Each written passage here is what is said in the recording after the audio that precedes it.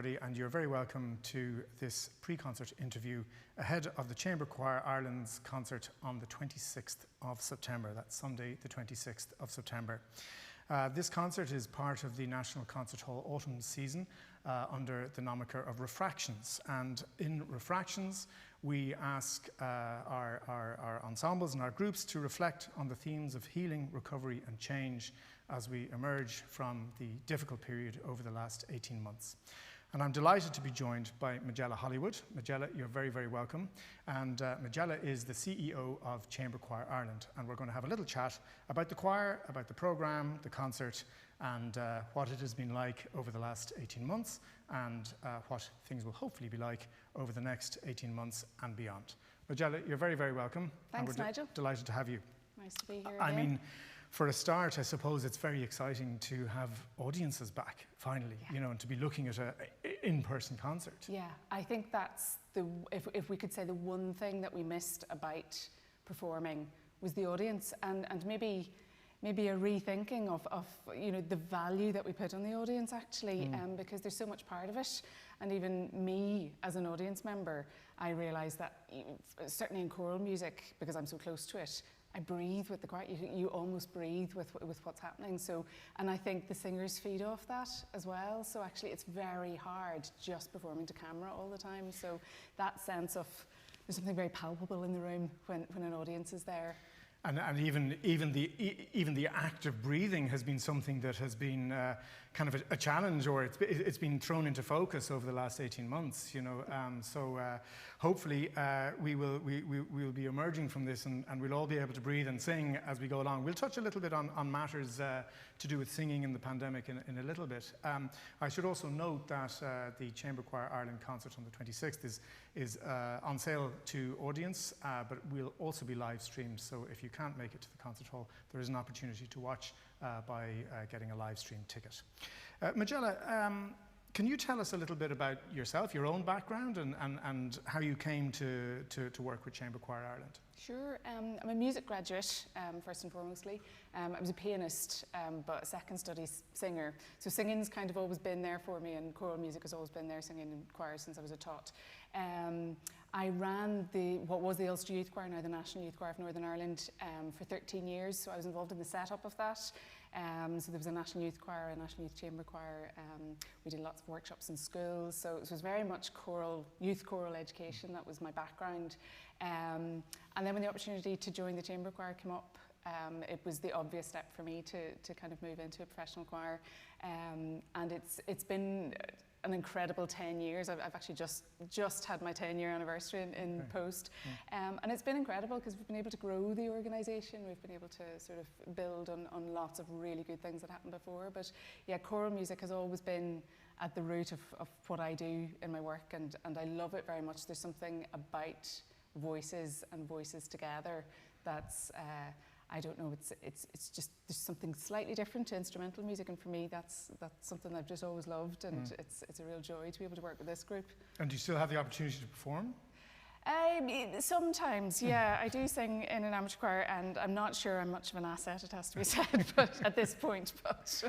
Yeah, because I think that's sometimes a difficult transition to make, isn't it, from the professional musician to the you know, to the administrative management side of things. Yeah. But yeah, okay. We've got a very a globe-trotting program for Sunday the 26th. We're going to the USA with Copeland. We're going to Australia with Ross Edwards, Ukraine with Bortniansky, and also Brazil, of course, with Villa-Lobos. So can you talk me through the program a little bit and what we can expect? Yeah, well, when we talked to you guys here at the hall about what you'd like us to do for this, and the whole idea of the theme of healing and recovery and renewal, we're all emerging from this horror that there has been. And of course, there's lots of pieces very specifically on the theme of healing and renewal, and we could have gone down that route, but I suppose we wanted to focus a little bit on opening up the world again, and our world has been restricted because we haven't been able to travel and all of those things. So we thought to kind of bring the world back into our lives again with some of the pieces that we've had. So when we start off with Copeland in the beginning, I mean, it's the Genesis creation story, and it's beautifully told. It's such a gorgeous piece. It's got a beautiful alto solo right the way through it, which in this concert will be sung by our own alto, Laura Lampf. And it's got little hints of American folk psalmody in it, so it's just, I suppose, typical of Copeland in that way. A lot of what we expect in his music, we get these American influences, which are really beautiful. So that's a really lovely opener for the piece. So we go right back to the start of everything being created again, I suppose, and that's a nice way to start. We then move to Ross Edwards in Australia, a gorgeous piece, Mountain Chant, and it's in 3 movements, 3 sacred movements. And the central movement is a poem, Mountain Chant, by Fred Watson. But he sort of shapes those two with the opening and closing movement. The first one, he goes back to Hildegard von Bingen and takes inspiration from that chant. And that's really about sort of renewal and I suppose enlightenment as well. He takes that sort of inspiration from Hildegard von Bingen, and he closes the piece then with the Lord's Prayer. So it's a very sort of contemplative closing.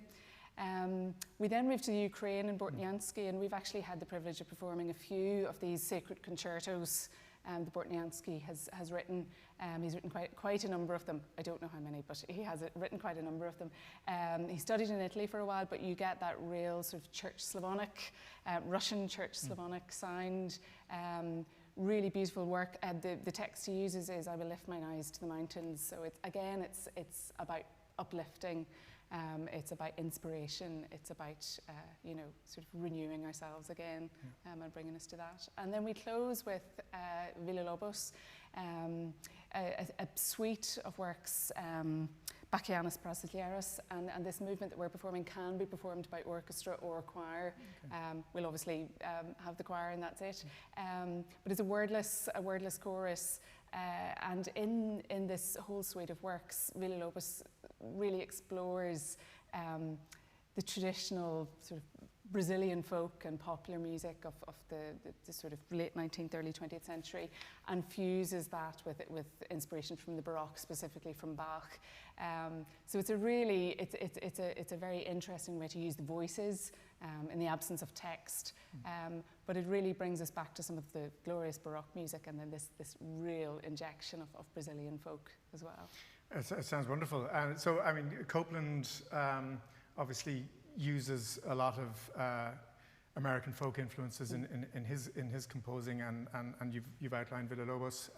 Is this something we see a lot of in 20th, 21st century choral writing, the influence of folk musics on people's work? I think it is. I mean, we do see it here in Ireland. You know, there's a lot of folk music that has made its way into choral music, as it were.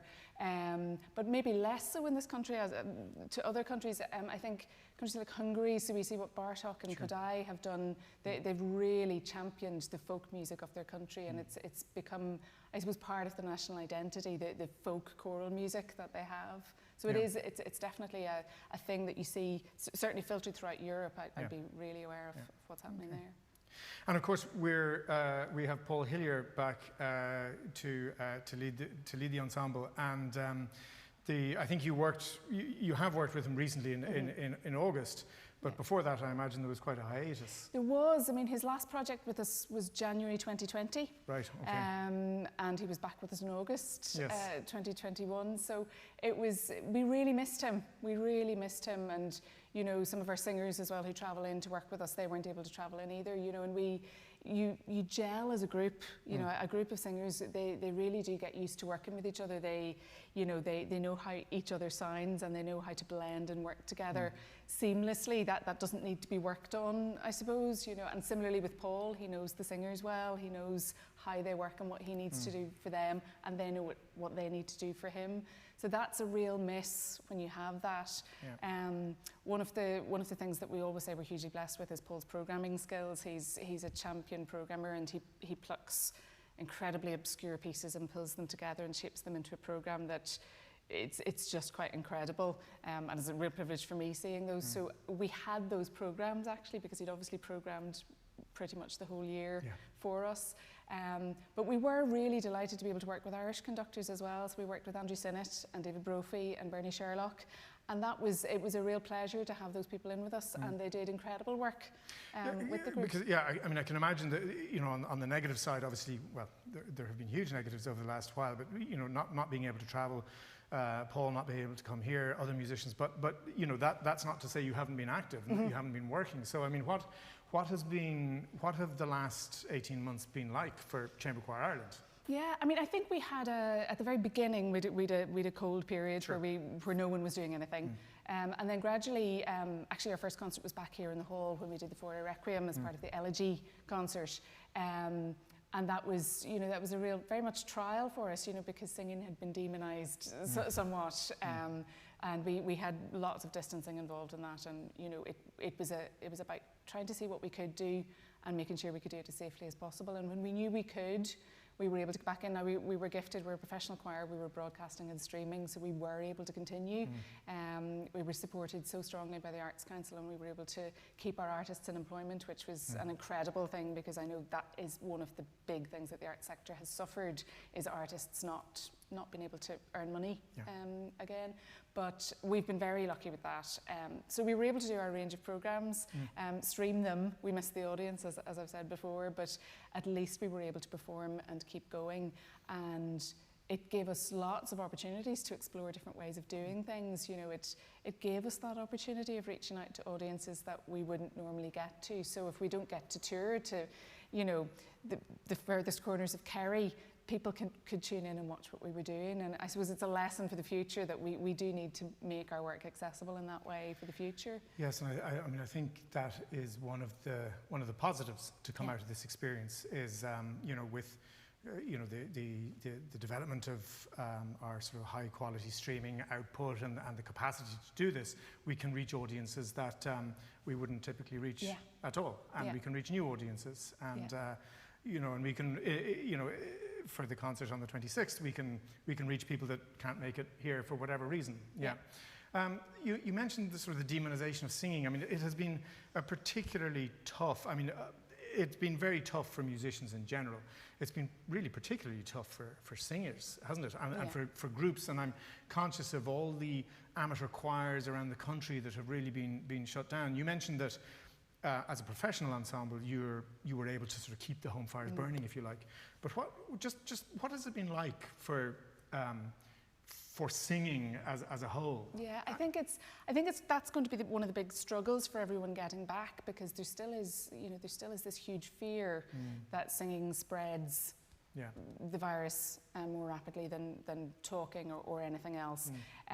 There's been some evidence to say not hugely more, and you know, I suppose what we've tried to do as a professional choir is demonstrate that if you put certain conditions in place, like short rehearsal times, like ventilated rooms, and keeping distancing. Now, we have rehearsed with masks the whole way through. We haven't performed with masks, but we have rehearsed. But we have proven actually in the last year that the measures we've put in place, no one was infected when they were with us, and you know, that was of most importance to me running the group. And I think that's what the amateur choirs, I hope, will take. And I do know they're all starting up again, and they're taking huge measures. Sing Ireland has done absolutely amazing work in providing resources for the choirs starting back up again, and they've got a certified programme that amateur singers can sign up to now, which is really worth checking out. I think that's on their website, isn't it? There's a training. Yes, we had a couple of members of our team going through that training, and it's really, really comprehensive and very useful. Yeah, and it's just really good for people to know how they need to behave coming into rehearsal again, and there'll be fear for some people, and I think, you know, we can't underestimate the mental health challenges that because this is a social outlet for people. It's not just a musical, you know, enjoyment thing. It's not just a hobby. It is a mental health benefit as well. And I think the sooner that can get back and that people realise they can do it, you know, and I get so many phone calls from choirs that either have done workshops with us or, you know, we know well, and saying, how do we do this? How do we get back? And the processes are quite simple. Yeah. You know, the risk assessment, all of that, it seems daunting, but actually the processes are simple. And I think, you know, the more people that can come back and put those processes in place and get singing again, it will be, you know, it'll be a huge benefit for all the participants, but also that messaging of this can be done safely. We can do this. As safely as any other activity. Yeah, absolutely. I mean, we have our own community choir here in the National Concert Hall, and I know members of that choir, which is called Sing Out, have been diligently coming to online rehearsals over the last year, and I think people have found this a tremendously useful social outlet, if nothing else. But I know they're just chomping at the bit to come back in person. Because I think from a musical perspective, it's not very satisfying because you can hear yourself and that's it. Exactly. And I know certainly from my personal experience, I do not want to hear myself singing. It's the other people I want to hear singing, you know. Yeah, so, yes. I mean, it's all about that sense of ensemble, isn't it? That sense of a group of voices, which you just cannot get in an individual online capacity. So I mean, we certainly really welcome the return of singing and hope that choirs, professional, amateur, community, right across the board can come back as soon as possible. And absolutely, those guidelines and that training from Sing Ireland on their website is really worth checking out. So thanks for highlighting that. I think sort of enough about how difficult things have been, and we're looking forwards to opening up. And though we're obviously mindful that you know, things are not, you know, things remain challenging, and of course things around the world remain very challenging. But you mentioned travel and Paul not being able to come. Do you anticipate a quick return to travel? Because I mean, touring obviously is a vital part of any professional ensemble. Or do you think it'll be a while? I think certainly in 2022 we'll see it pick up quite rapidly. I mean, I know certainly from our planning, 2022 is involving quite a bit of touring. Certainly towards the latter part of 2022. I remember towards the end of 2020, some international venues that we'd been talking to said, so let's talk about 2021. And I was really apprehensive because I just didn't get the sense we'd be back to it by then. But 2022, I think we will see it picking up. And I think especially because of all the measures we've put in place, and you know, we know our international partners are doing exactly the same. So I do see that, you know, there's definitely hope. And I know certainly from our planning for what we do nationally in Ireland as well, we've been less restrictive in what we were planning for 2022. We kind of see. So can you shed any light about what's coming up for Chamber Choir Ireland? Yes, absolutely. Well, we've still got a bit of programme left to do in 2021. We've Paul Hillier will be back with us in October with Oedipus Rex by Gabrielli, which is sort of looking back to the Greek, the fabulous Greek story, and the chorus forms the Greek chorus for that. So that will be fantastic. We have the German-Finnish conductor Nigel Flegg over with us in November, and he's actually going to be exploring some of the music of the Irish composer Ina Boyle, and we'll also be performing a new work that we commissioned from Amanda Feary in that as well, A Long Way, of which we did perform but live streamed back in May, so we're going to get it out to an audience in November. And then we've got Messiah with the Irish Baroque Orchestra in December, so we've quite a bit to go this year. Next year we're delighted to, you know, speaking of travel, we're delighted to welcome guest conductors back properly again. So actually people who were supposed to be with us in the last 18 months, we have Sophie Janan coming with us, who's the principal conductor of the BBC Singers. So she's coming over to us again for the second time in February. We've Greta Pedersen from Norway coming to see us in May, and we've Zoltan Pad from Hungary coming in November. So we've got a whole range of programmes. We've got some Tchaikovsky in the programme, and actually Tchaikovsky is not a composer that we perform very regularly, but his fabulous work, St. John Chrysostom, we're hoping to do in the latter part of 2022, which will be a real Russian treat. It sounds like a busy time, isn't it? It's great to get back to that sort of cadence of activity, that regular activity. And how about sort of longer term? Are there any you know, looking ahead, looking sort of further into the distance, are there strategic opportunities, plans, or anything you'd like to highlight? We actually turned 30, sort of.